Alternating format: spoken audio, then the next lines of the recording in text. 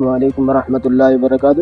ایران کے امریکہ اسرائیل اہداف پر تازہ حملے، ایرانی فوجی نے 10 ڈرونز تباہ کر دیے۔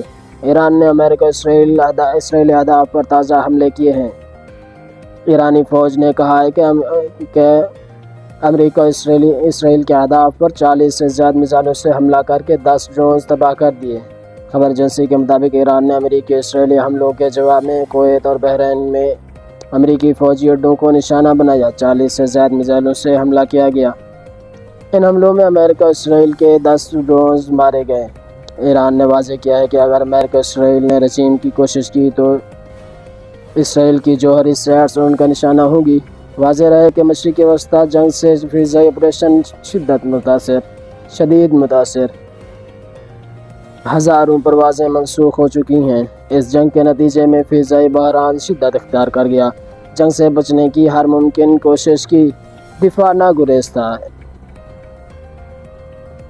گزشتہ 5 دنوں کے دوران 8 ممالک کی منسوخ ہونے والی پروازوں کی تعداد 20,000 سے تجاوز کر گئی۔ امریکی فوجی نے دعویٰ کیا ہے کہ اس نے ایران کے 20 جہازوں کو تباہ کر دیا۔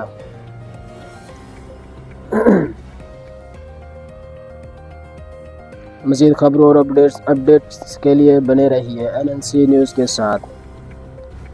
ملتے ہیں ایک بریک کے بعد۔